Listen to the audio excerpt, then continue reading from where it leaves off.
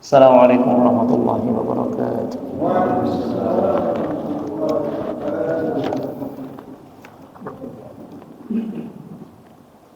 Alhamdulillahirabbil alamin. Wa bihi nasta'in ala umuri dunya waddin. Wassalatu wassalamu ala asyrafil anbiya'i wal mursalin nabiyina Muhammadin wa ala alihi wa sahbihi ajma'in.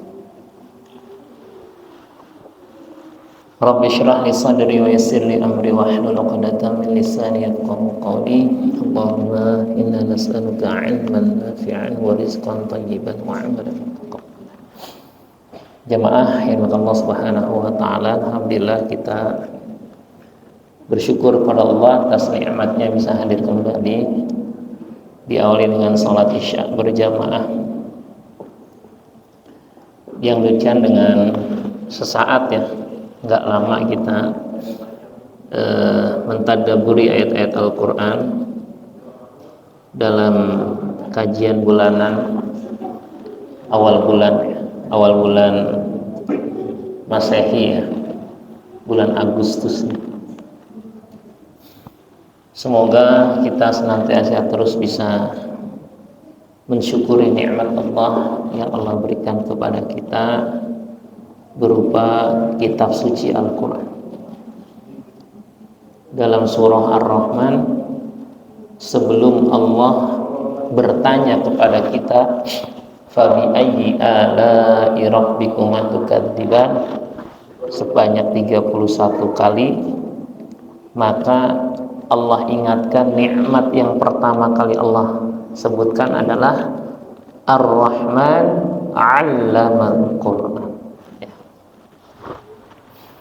Jadi nikmat mendapatkan Allamal Quran ini ada di ayat kedua dari surat Ar-Rahman. Jadi dibuka itu dengan bahwa ketika kita diajarkan Quran, faham tentang Quran, maka adalah nikmat yang mudah besar dari Allah Subhanahu wa taala.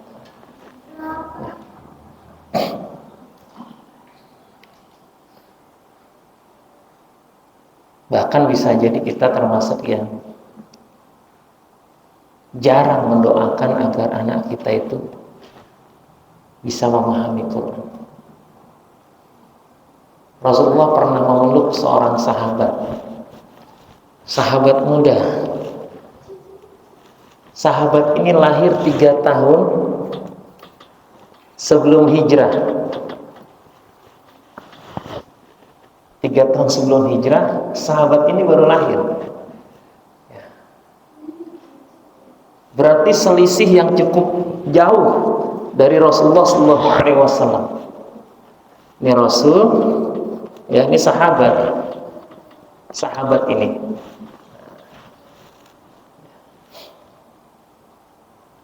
Rasulullah berarti hijrah di usia keberapa?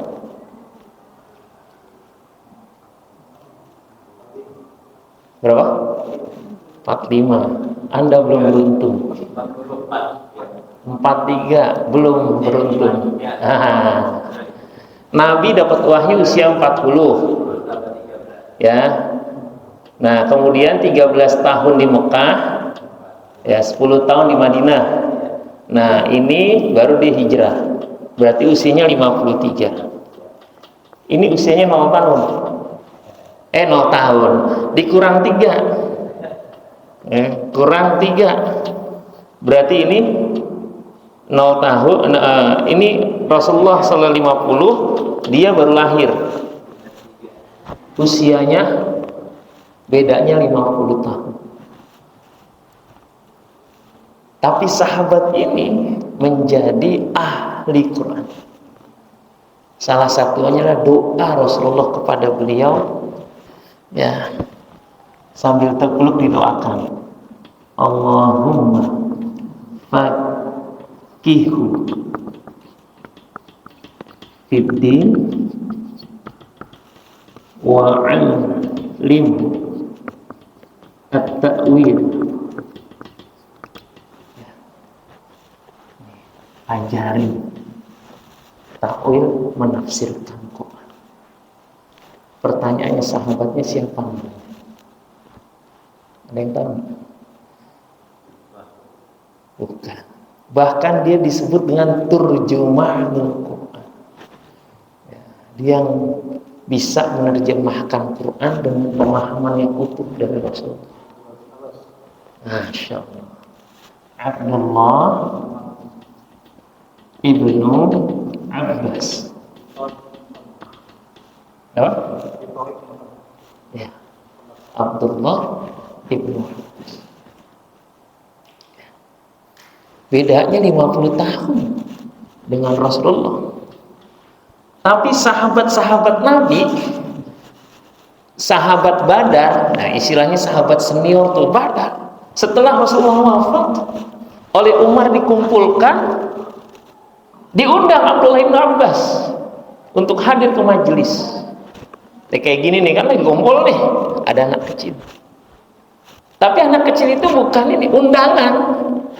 Umar Ibn Khattab, sahabat yang lain, ya Umar, kalau dia dikumpulin, kenapa nggak anak-anak kita juga gitu maksudnya? Artinya dia levelnya sama anak kita lah, generasi Gen Z, masa sama kita kolonial gitu kan? Kata Umar, wahai para sahabat, apa yang kalian fahami tentang surat An-Nasr? Idza jaa nasrullahi wal fath. Mereka jawab loh, apabila datang pertolongan Allah dan ditaklukkannya Makkah. Sama Umar ditanya kepada, ya Abdullah, apa yang kau dapatkan dari Rasulullah tentang ayat ini? Dia punya jawaban yang beda. Kata dia, ini tandanya ajal Nabi sudah dekat. Dan itu yang diajarkan Rasulullah, tidak kepada yang lain. Nangis tuh sahabat. Kenapa? Ada kesombongan dalam dirinya. Makanya orang yang berinteraksi dengan Quran, insya Allah dia akan lebih dewasa daripada usianya. Janji Allah, ya janji Rasulullah, dan janji Allah dalam Al-Quran, yarfa'illahu alladhina amanu minkum walladhi utul ilma darajat. Di dalam hadis itu, innallaha yarfa'u bihadal kitabi aqwaman wa yadurru bihi akharin. Allah akan membimbingkan suatu kaum bihadal kitab dengan Quran ini. Wa yadurru bihi akharin, dan Allah merendahkan, menjatuhkan suatu kaum ketika mereka meninggalkan Quran. Nih, allamal Quran. Maka kita doain tuh anak-anak kita sebagaimana ini doa Nabi kepada Abdullah ibnu Abbas. Allahumma faqihhu fiddin wa 'allimhu ta'wil. Ya Allah, faqihhu, fahamkan dia fiddin, tentang agamanya, wa 'allimhu, ajarkan dia at-ta'wil, memahami, menafsirkan Al-Quran.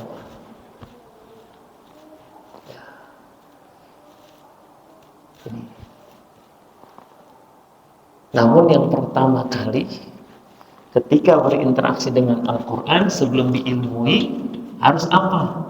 Iman dulu. Gitu. Karena kalau nggak dasarnya iman, maka jadinya sampai Quranologi. Ya, Quran sebagai ilmu doang. Ya. Ditanya tentang Quran, gape. Tapi ketika ditanya pengamalannya, belum tentu.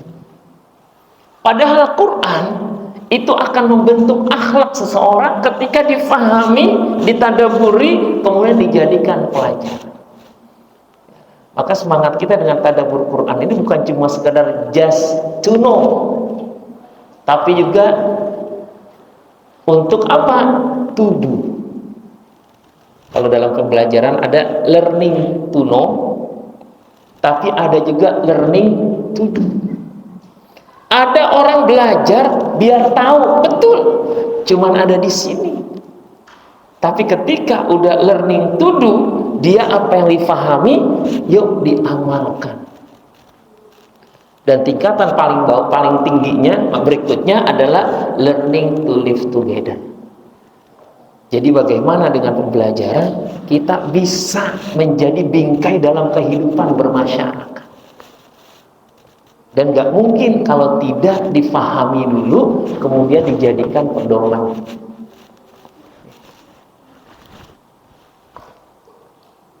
Nah, di dalam Al-Quran, ya, keimanan tentang Al-Quran ini Allah ingatkan dalam surat kedua ayat 285.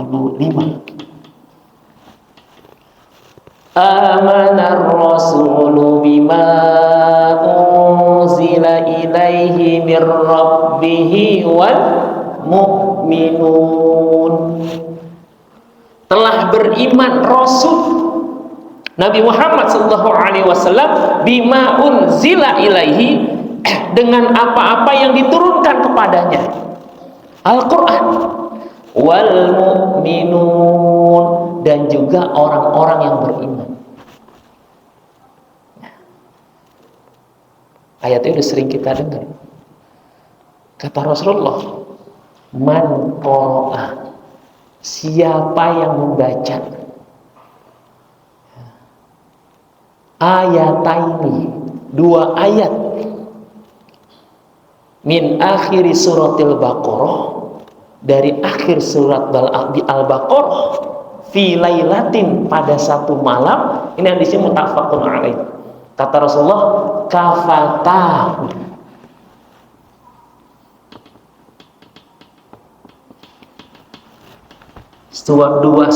dua ayat ini akan memberikan kecukupan kepada dia.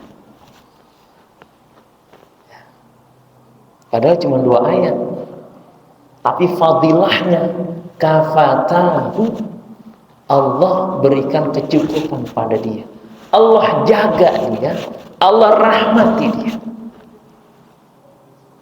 Nah, Bapak, anak-anak, jadi kalau ada hadis tentang keutamaan sesuatu, ini jangan cuma bicara tentang tekstualnya,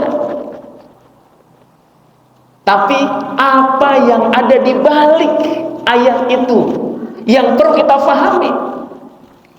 Jangan sampai keutamaan ayat kursi cuma ada di pajangan rumah. Kalau ditanya artinya nggak ngerti, tapi utamanya ini akan menjaga kita, gitu kan? Bulan lalu kita bahas apa ya? Jangan ngebet, jangan. Kira-kira ini bereview aja. Tentang apa ya? Ingat gak? Kalau lupa itu nggak ingat berarti. Tentang apa kira-kira? Wah, Pak Haji langsung ngobet nih ini ya. Apa ya? Tentang apa kira-kira? Surat Al-Kahfi kan ya? 10 ayat pertama yang kita bahas. Ingat gak? Ya. Prolog saya sama.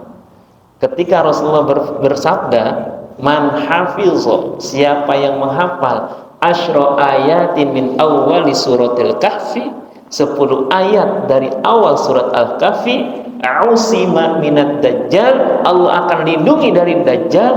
Ini bukan cuma sekedar hafalan tanpa makna. Yang harus jadi pertanyaan, ada apa ya dengan 10 ayat itu? Dan itu yang kemarin kita kaji. Termasuk dengan 2 ayat ini. Siapa yang baca 2 ayat dari akhir suratul Baqarah, Allah cukupkan dia. Pertanyaannya, ada apa? Maka yang poin pertama ini di ayat ini adalah beriman.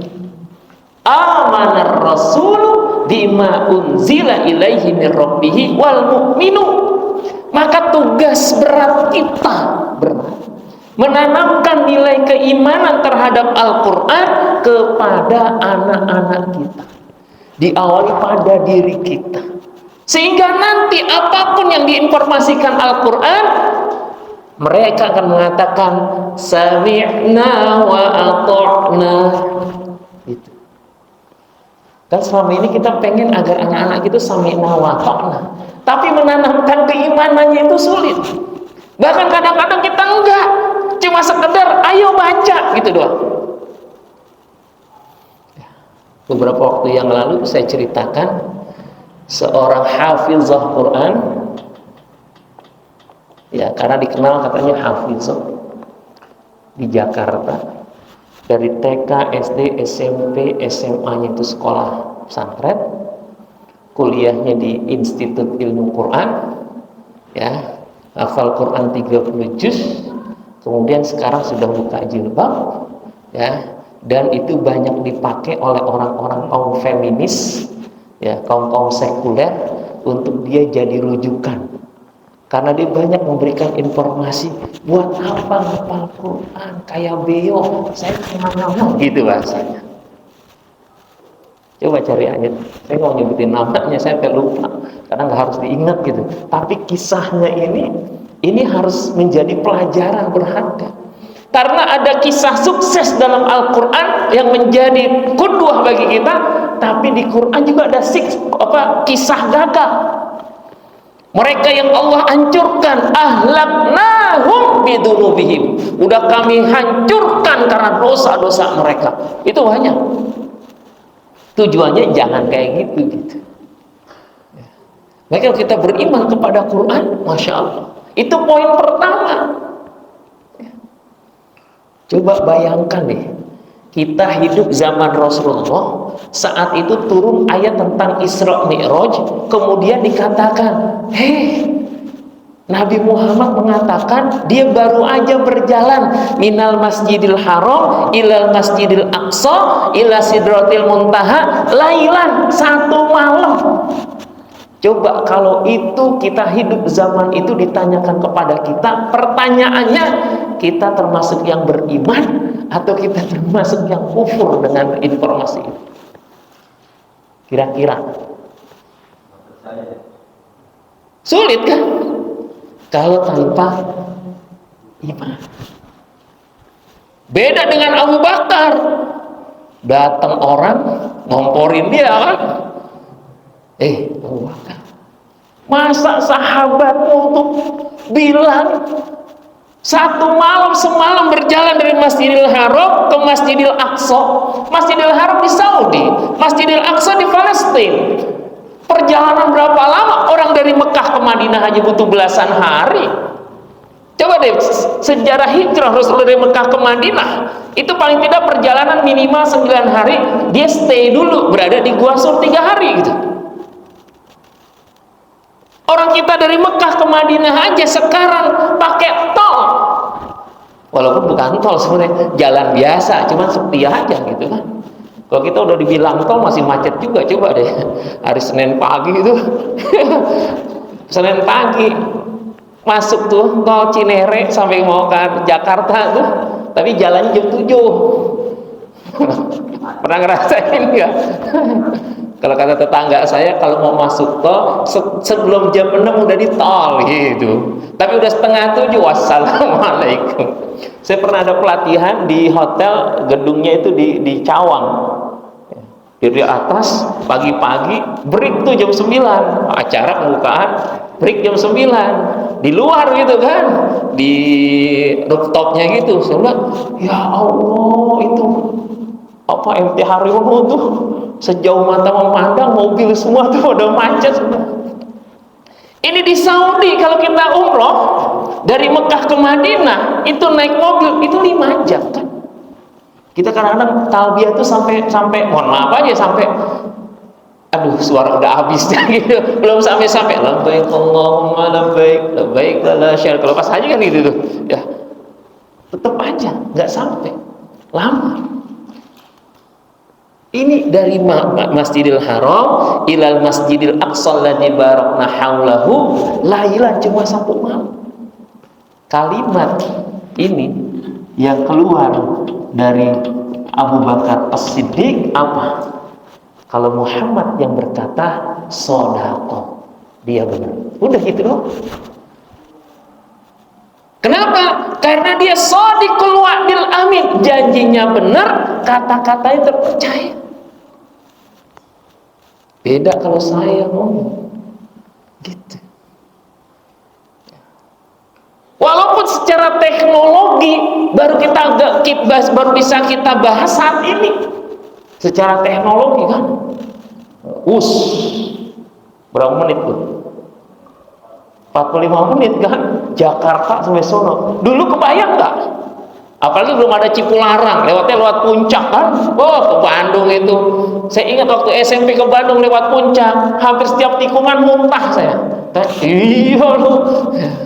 Jalan kayak lama, sampai dalam hati kapok, nggak mau kesana lagi. Ketika ada Cipularang, dites sama Ananda Mikola, pernah dengar nggak? Pas baru jadi itu pembalap 2 jam, dia sampai gitu kan. Sekarang 45 menit.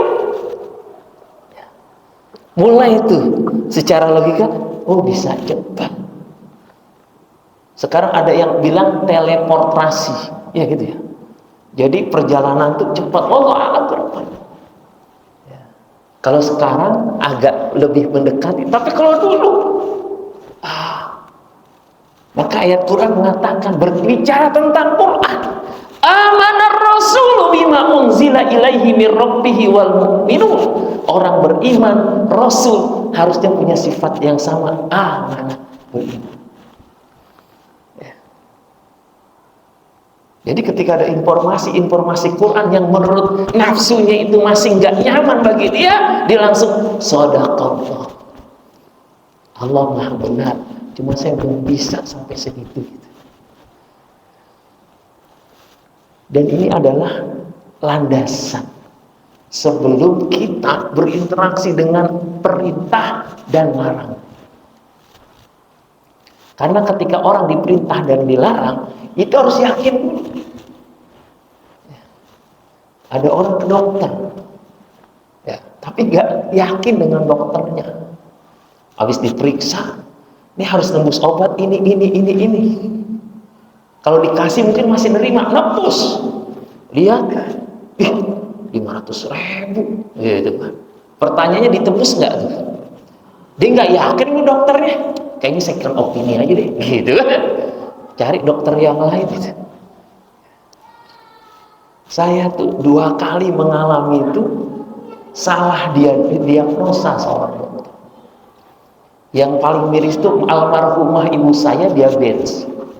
Kemudian pakai sendal, ada pasirnya mungkin ya, gesek-gesek luka.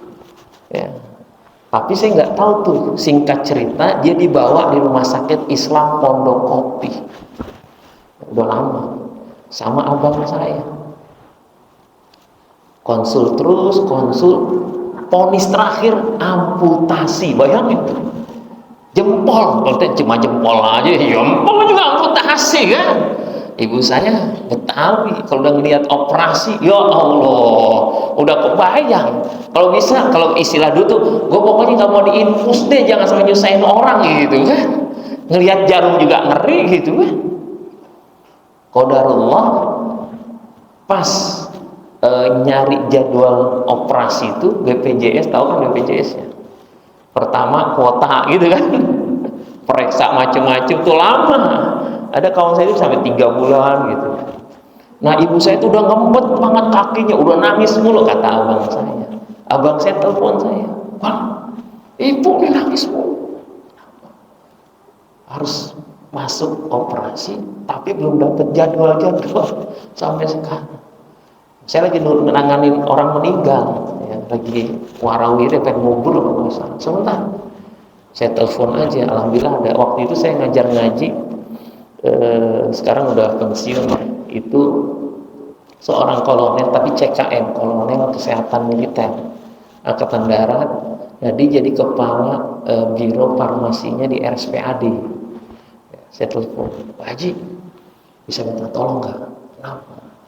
"Ini ibu saya harus amputasi, cuma nggak dapat tempat di sana, masih lama. Tapi kondisi gini." "Ya udah sebentar, saya kondisikan dulu." Ya, dia ya ngobrol dengan pimpinan di sana. Qadarullah tuh, "Ustadz bawa aja." Udah bawa. Singkat cerita nih, di sana tuh nggak nerima diagnosa awal, harus cek awal. Ya, jadi nggak rujuk langsung, enggak, nggak langsung operasi. Dicek awal, ternyata nggak harus operasi. Cuma dibersihin lukanya, dikasih madu, kasih obat dalam. 2 minggu kering. Saya bilang, ya Allah ya Rabbana, hampir aja gitu. Nah sejak saat itu tuh saya agak lumayan tuh. Ini ada korelasinya dengan, jadi ketika ada tar dulu. Nah kisah kedua, saya sama sepupu lagi acara nguburin tetangga ke KSU. Tahu Kampung Serap nggak tuh yang sering latihan mobil gitu kan? Itu kan kalau bis tikungan agak begini dia kan. Pas lagi begini nggak kelihatan, ada motor, suami istri lagi bawa motor, nabrak kita, ada anaknya, buk aja kan, sampai itu kaca spion hancur. Kita on the track, di line kita, di jalur kita, dia ternyata nggak biasa, suami istri sama anak sambil begini ngobrol gitu, ini bahaya tuh, nabrak, istrinya pingsan, ternyata pendarahan di kepala, udah kita bawa tuh di Hermina. Saya bawa mobil bawa pulang, ya akhirnya ke sana. Singkat cerita, ini harus operasi. Sekian puluh juta, waduh, saya bilang. Akhirnya kita ngobrol ke keluarganya. Pertama poinnya, yang salah siapa sih gitu dulu. Alhamdulillah suaminya tahu, sadar iya yang salah saya, minta maaf. Makanya 60 atau 80 juta waktu itu kita nggak siap dana sekian. Saya bilang, boleh nggak hasil CT scan-nya saya pegang dulu. Saya pegang karena pengalaman itu saya bawa sama tuh ke dokter yang tadi tuh di RSPAD, dilihat segala macam, ditanganin sama orang yang ahli bedah itu, bedah kepala. Terus dikasih reportnya gini hasilnya, pendarahannya tidak sampai sekian cc, jadi ini akan diserap oleh tubuh, nggak perlu operasi gitu. Saya bilang, makanya kalau ada apa-apa saya ngelihat, oh dokternya percaya, wah. Nah Quran, kenapa banyak orang yang nggak ngerjain? Karena poin pertamanya ini belum hadirnya keimanan kepada Quran, sehingga dia tidak bisa mengatakan qalu sami'na wa ata'na, kami dengar dan kami taat. Kalaupun kami belum bisa, ghufranaka, ampuni kami ya Allah. Wa ilaikal masir, kepadamu kami akan kembali. Jadi ini poin yang pertama, berinteraksi dengan Al-Quran. Amanar rasulu bima unzila ilaihi min rabbih wal mu'min. Kullun amana billahi wa malaikatihi wa kutubihi wa rusulihi la nufarriqu baina ahadin min rusuli wa qalu sami'na wa ata'na ghufranaka rabbana wa ilaikal masir. Maka PR besar kita bagaimana menanamkan keimanan ini, sehingga Quran bukan cuma sekedar bacaan, dia nanti akan menjadi bimbingan kehidupan. Ya. Dari mulai surat ayat pertama Bismillahirrahmanirrahim sampai ayat terakhir minal jinnati wan nas, maka akan menjadi bimbingan buat kita. Ya. Makanya penting untuk apa? Untuk senantiasa kita tanamkan keimanan ini. Quran ini kalamullah. Bahkan ketika adab interaksi dengan Quran juga beda, karena dia punya keimanan kepada Quran. Saya kadang-kadang agak miris ketika orang adab dengan Quran, Quran ditaruh di lantai gitu kan. Ya, bahkan ada anak di sekolah tuh SMA, ya, Quran yang jaibi itu, Quran sama ditaruh di sini. Saya kira dompet. Astagfirullahaladzim, kamu itu kalam Allah. Isinya kalam-kalam Allah yang harus senantiasa kita jadikan rujukan dalam kehidupan kita. Jadi ini ya, poin pertama, ketika kita ingin dicukupkan kebutuhan kita, kepentingan kita, maka tanamkan keimanan kepada nilai-nilai Quran. Karena Quran itu adalah sumber keberkahan. Mubarakun. Berkah itu artinya sumber-sumber kebaikan. Kita dapatkan dari nilai-nilai Quran. Bahkan satu huruf pahalanya sampai 10. 10 kebaikan. Bi asyri hasanah. Ya. Yang kedua yaitu ya, dari iman ini lahir kalimat dengar dan taat. Karena dalam Quran itu ada juga orang yang sami'na wa asayna. Harusnya orang beriman itu sami'na wa ata'na. Ini ada sami'na wa asayna. Kami dengar tapi kami maksiat kepadanya. Asayna itu kami abaikan. Tapi orang beriman, suratnya surat 24 ayat 51. Innama qaulal mu'minina idza du'u ila Allahi wa rasulihi liyahkuma bainahum ay yaqulu sami'na wa ata'na wa ulaika humul faizun. Coba buka deh. Surat 24. Surat 24 surat apa, Pak? An-Nur. Al-Furqan 25 ya. 24 ayat 51. Ada sebelah kiri agak di tengah-tengah, boleh baca terjemahnya, Bang? Ulang, agak kenceng suaranya, mohon maaf.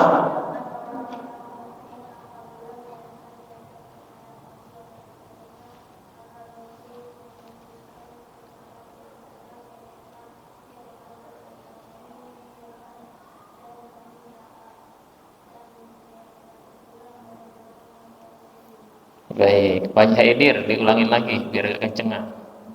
Dapat? Iya, 51 ada sebelah kiri adanya. Nah, silakan Pak Haji. Hanya ucapan orang-orang mukmin.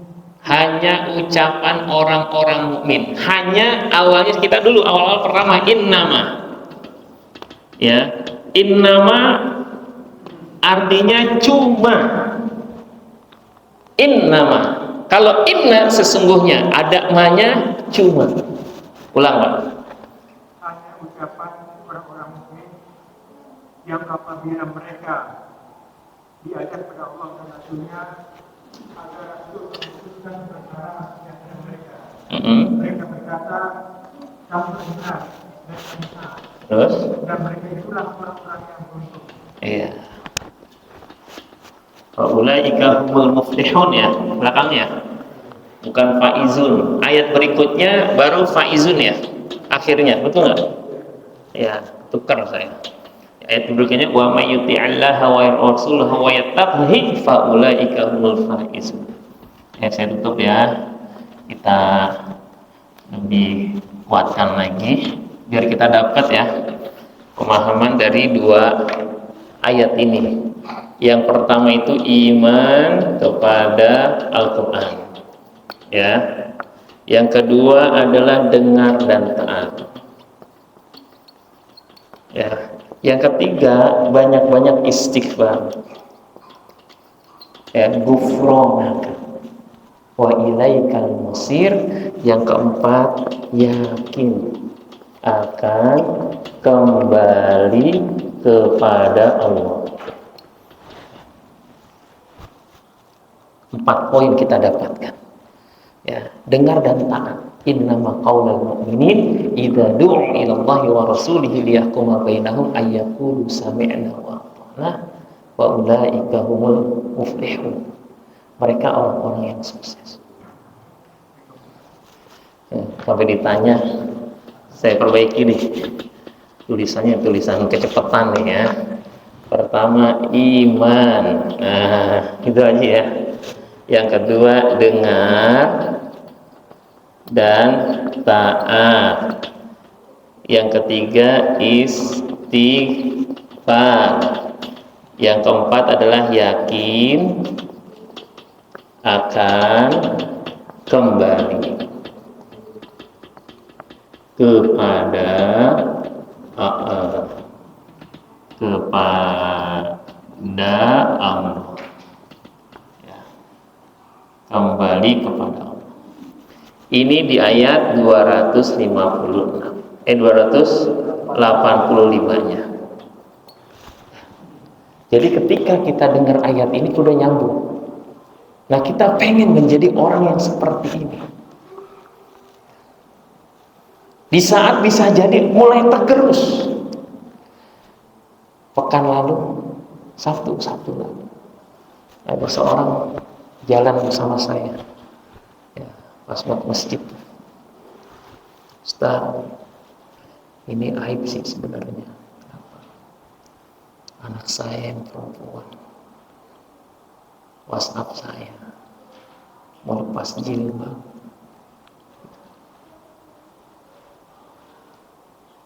Waduh, itu padahal dia yang mau. SD-nya di SDIT. Terus saya bilang, Pak, ini ibarat pondasi. Kita nggak tahu ternyata dalamnya itu udah keropos. Banyak turap tuh yang jebol, nggak kuat dengan hadangan. Kenapa? Karena imunitas. Iman itu menjadi imunitas. Spiritualitas itu adalah dengan keimanan. Ini nggak kita kuatkan. Kalau bahasa pendidikan, anak-anak tuh nggak dapat why-nya. Kenapa sih dia nutup aurat? Yang ada, nah tutup aurat. Tapi nggak pernah ada diskusi, kenapa ya harus nutup aurat? Pernah nggak Pak, kalau kita punya anak putri kita tanya, Kak, kenapa sih kamu kayak gitu? Pertanyaannya remeh, tapi butuh jawaban dan itu kita akan tahu basis dia nutup aurat itu apa. Bisa jadi kalau dari dulu disuruh sama bapak gitu, berarti dia nggak dapat kenapanya. Suatu saat bapaknya itu udah nggak ada, bisa jadi dia akan terbuka. Bisa jadi, kenapa? Karena aku pengen nikah.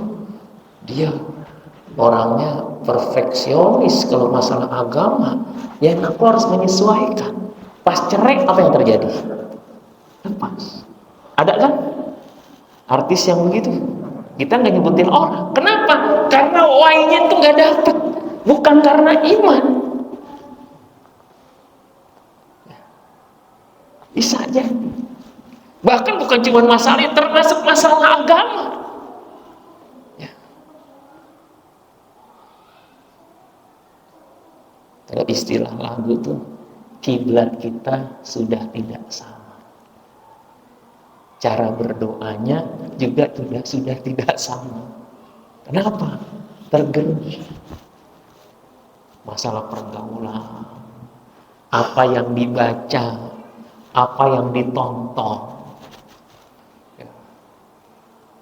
Kita nggak benci dengan drama Korea, tapi ketika itu udah menjadi sesuatu yang tuntunan, awalnya tontonan, karena udah masuk dalam hati jadi tuntunan, maka nggak sedikit akhirnya gaya kehidupannya diikutin semua. Saya pernah cerita, ya, di sekolah saya ada anak seneng futsal. Pas pergantian pemain suruh masuk, ya, pas masuk biasa kan lari kan, dia megang lantai langsung begini. Bayangin tuh, dia nggak ngerti kenapa itu, nggak paham. Tapi yang dilihat, kalau aja lihat deh, kalau main bola kan itu sering kan, lari kan, langsung tapi lari kan, gitu kan. Siapa tuh biasanya? Ya, kita nggak nyebut dah pokoknya. Tapi pernah nggak ngeliat kayak gitu? Itu kan tontonan sebenarnya. Tapi karena dia ngefans, lama-lama jadi tuntunan. Sampai gaya selebrasinya sah gitu kan. Kenapa? Karena ngefans. Ada yang lari sambil begini, gitu kan. Kenapa? Karena ngefans. Alam bawah sadarnya kayak gitu. Dan itu pendidikan sebenarnya yang kita nggak sadari. Makanya kalau kita nggak jaga, kita nggak rawat, kata Rasulullah, al-imanu yazidu wa yanqus. Syukur-syukur kita mendapatkan anak-anak kita seperti Ashabul Kahfi yang lalu. Innahum fityatun amanu bi rabbihim wazidnahum huda. Kami tambahkan hidayah pada mereka. Tapi kalau imannya nggak kuat, bukannya dia bersembunyi ke kahfi, berlindung dari kemusyrikan, tapi dia menjadi kemusyrikan itu sendiri. Yang kelima, di ayat yang 286, ini menjadi pedoman. Tanamkan dalam diri kita, keluarga kita, la yukallifullahu nafsan illa wus'aha. Kalau kita punya pedoman ini, hidup akan selalu optimis. Kenapa? Masih ada Allah. Dan Allah tidak akan memberikan beban kecuali pasti kita bisa. Dan ini kita kuatkan. Kalau lagi ada masalah, insya Allah ada Allah, la yukallifullahu nafsan illa wus'aha. Gitu. Kan enak. Terakhir saya baca itu ada seorang ibu bunuh diri dengan 2 anaknya. Dengar nggak? Dia ke laut ya, anaknya dibawa tuh. Kemudian akhirnya anaknya 2 tenggelam, ibunya selamat. Saya bacanya miris banget. Di antaranya apa? Faktor ekonomi. Dekat kompleks saya perumahan, tukang gojek gantung diri masih pakai serangga. Terakhir saya ke Manggarai, di sana juga pas maghrib percobaan bunuh diri, gantung diri, cuman ketahuan. Akhirnya nggak mati, cuma sekarang diawasi 24 jam, takut terulang. Kalau nggak dikasih penguatan la yukallifullah, berat. Tapi penguatan itu kalau tidak diawali dengan keimanan terhadap Quran, nggak kepake tuh. Kita mau ngasih nasihat apa juga, kalau dia nggak beriman, itu susah. Tapi kalau dia punya keimanan, diingatkan Quran kayak gini langsung. Jangankan diingatkan dengan kalimat perintah, baru dapat cerita aja tentang Quran tuh, tentang motivasi-motivasi cerita, langsung dia, insya Allah saya bisa kayak gini gitu. Kisah Nabi Yusuf, Pak, itu kalau kita ceritakan kepada anak-anak kita itu dahsyat. Karena itu kisah dari kecil sampai dia menjadi inni hafizun alim, sampai dia jadi bendahara negara. Itu kisah motivasi. Hidup selalu struggle, pokoknya jangan nyerah, Allah bersama kita, fasabrun jamil, itu ada di dalam surat Yusuf. Sabar itu indah. Dalam perjuangan termasuk selesai konflik di keluarga, kemudian diuji dengan lawan jenisnya sampai akhirnya dia menjadi pemimpin. Bayangin. Maka di akhir surat Yusuf itu kalimatnya indah. Laqad kana lakum fi qasasihim ibratun liulil albab ma kana haditsan yuftara walakin tasdiqal ladzi baina yadayhi. Surat Yusuf 111. Itu ayat terakhir, sudah ada teladan.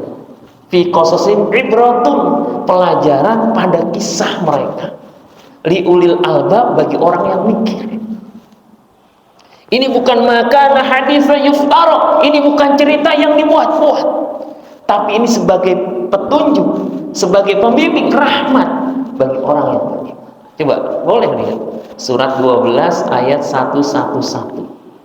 Ya, kalau begitu saya biasanya bukanya surat 13, berarti sampingnya surat Yusuf tuh. Nah terakhir kalau pengen cepet kayak gitu. Ya. Ada sebelah kiri paling bawah. Ada bang? Ya, suratnya 12 ayat 111. Gimana Pak Haji?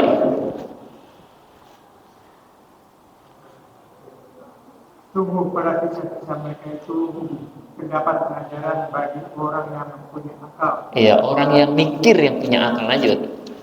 Itu bukanlah cerita yang dibuat-buat, tetapi membenarkan kitab-kitab yang sebelumnya. Terus Menjelaskan segala sesuatu dan sebagai petunjuk dan rahmat bagi orang-orang yang beriman. tuh, intinya beriman. Kalau nggak beriman, itu cerita tuh lewat. Cuma dongengan doang gitu kan. Jadi kisah sebelum tidur. Makanya kisah Quran itu ambil apa sih pelajaran itu. Dan ini jadi hal yang harus kita kuatkan kepada anak-anak kita, bahwa cerita itu harus ada hikmah di balik kisahnya. Bukan cuma sekedar cerita. Ya. La yukallifullahu nafsan illa wus'aha. Berikutnya laha makasabat wa 'alaiha maktasabat. Seseorang akan menuai apa yang selama ini disemai. Ya. Aksiomatisnya dia akan dapat apa yang diperbuat. Ya. Jangan kita pengen kebaikan yang banyak kalau kita nggak pernah berbuat baik. Jangan kita pengen selamat dari kesulitan kalau kita selama ini nggak pernah berbuat baik. Maka laha makasabat, bagi dia pahala dari apa yang dikerjakan, wa 'alaiha maktasabat, dosa juga dari apa yang dikerjain. Ya. Faman ya'mal misqala dzarratin khairan yarah wa man ya'mal misqala dzarratin syarran yarah. Dan yang terakhir, yang ketujuh sampai di akhir, itu adalah apa? Permohonan pada Allah. Jangan lelah berdoa kepada Allah. Rabbana la tu'akhidna. Ya Allah, jangan azab kami. In nasina au akhtana, kalau kami lupa atau kami salah. Harus tuh. Khawatir gara-gara kesalahan kita Allah turunkan tuh azab. Rabbana wala tahmil alaina isran kama hamaltahu 'alal ladzina min qablina. Ya Allah, jangan uji kami dengan sesuatu yang berat sebagaimana orang-orang sebelum kami. Rabbana wala tuhammilna ma la taqata lana bi. Ya Allah, jangan berikan kami tanggung jawab beban yang kami nggak bisa mikulnya. Maka di akhir itu banyakin fa'fu anna, maafkan kami, waghfir lana, ampuni, warhamna, sayangi kami, anta maulana, engkau adalah penolong kami, fansurna 'alal qaumil kafirin, tolong kami dari orang-orang yang kafir. Artinya yang kita lakukan, kita nggak mungkin selamat kecuali dengan bantuan dari Allah Subhanahu wa ta'ala. Apalagi mendidik anak-anak kita. Ya, berat. Saya karena sebagai guru ya, itu ada anak yang hampir tiap hari nggak sholat subuh. Tanya, kenapa? Kesiangan Pak. Iya emang kesiangan. Kenapa kesiangan? Nggak dibangunin sama orang tuanya. Ada yang udah dibangunin Pak sama orang tua, tapi saya tidur lagi ngantuk gitu. Saya bilang, ya Allah, ini setiap hari ketemu gitu. Saya bilang itu satu.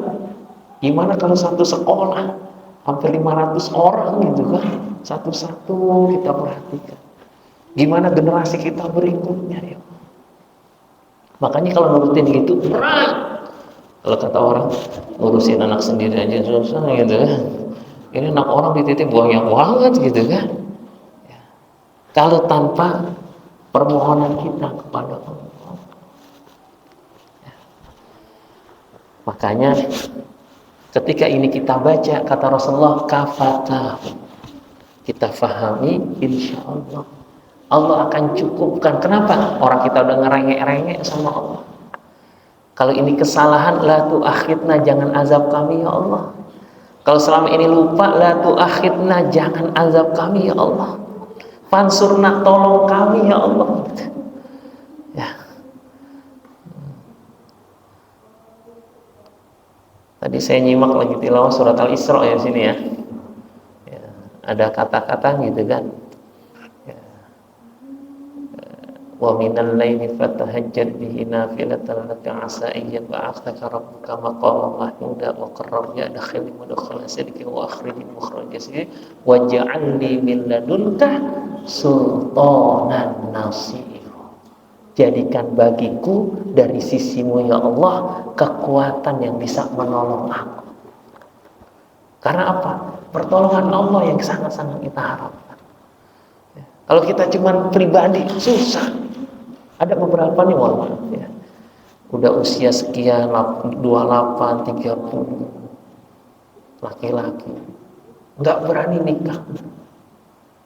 Apa? Karena ngandelin dirinya. Dia nggak tawakal sama Allah. Nanti dulu Ustadz kita lagi nabung biar gini. Emang bakal selesai itu nabung? Kalau nurutinnya adalah pakai logika, nggak jalan. Ya. Tapi kalau kita dengan keimanan, wa ma min dabbatin fil ardi illa 'ala Allahi rizquha. Ya. Allah udah ada, Allah sudah berikan rezeki, tapi ikhtiar kita yang optimal. Allah bukakan. Kalau bahasa Quran, iyakunu fuqara. Kalau kau masih fakir, yughnihumullahu min fadli. Allah akan mengayakan engkau dengan karunia-Nya. Itu ayat tentang nikah. Wa ankihu, dan nikahkanlah ayyama minkum wassalihati min ibadikum iyakunu fuqara min nisaikum iyakunu fuqara yughnihumullahu min fadli. Kalau engkau fakir, kalau mereka fakir, Allah akan memberikan kemampuannya dengan karunia-Nya. Itu kalau kita punya keimanan, bukan berarti kita modal nekat, enggak. Ada yang ngaji sama saya baru 22 atau 23, Ustaz saya mau nikah. Bagus, banyak. Karena saya tahu dia belum semangat mencari nafkahnya itu masih lemah. Kapan rencana nikah? Dalam waktu dekat Ustaz. Kapan? Besok Januari. Ya udah, dari sekarang tunjukkan bahwa ente itu bertanggung jawab. Yang penting mental itu dulu. Ya. Jangan ujung-ujungnya mager. Nggak mau ini, nggak mau itu gitu kan. Kalau udah oke, siap, bismillah. Ya, tawakal Allah. Karena awal nikah itu modalnya cinta. Tapi ngerawatnya tetap dengan rupiah katanya gitu ya. Ya karena nafkah itu menjadi sebuah kunci dalam Quran tuh, ar-rijalu qawwamuna 'alan nisa bima faddalallahu ba'dahum 'ala ba'din wa bima anfaqu min amwalihim. Nafkah tetap. Itu. Enggak modalnya cuma cinta gitu kan, enggak bisa beri nafkah ya enggak. Quran tuh sampai gitu. Surat An-Nisa 34. Tapi kalau orang yakin dengan Quran, oh iya, berarti jangan cuma satu ayat yang kita pahami, ayat yang lain juga yang menguatkan. Ya. Padahal udah rezeki udah ditaker. Ya. Terus gimana caranya? Nah, cari bahkan kata Allah, fa idza qudiyatis shalah fantashiru fil ard wabtagu min fadlillah wadhkurullaha katsiran la'allakum tuflihun. Kalau udah selesai sholat, jangan mager, fantashiru fil ard, bertebaran di muka bumi, wabtagu min fadlillah, cari karunia Allah. Jangan ditunggu. Kalimatnya bukan wantaziru fadlillah min fadlillah, tunggu karunia Allah akan datang. Enggak. Bahasa Quran tuh wabtagu, cari, raih karunia Allah. Baru tuh Allah bukakan tuh pintu-pintu karunia. Baik. Ini sedikit yang bisa kita kaji pada kesempatan malam ini. Semangatnya adalah ayat ini udah sering kita dengar, tapi yuk kita tadabburi, kita jadikan kita orang-orang yang memahami apa yang kita dengar, dan untuk kita jadikan pedoman dalam kehidupan kita.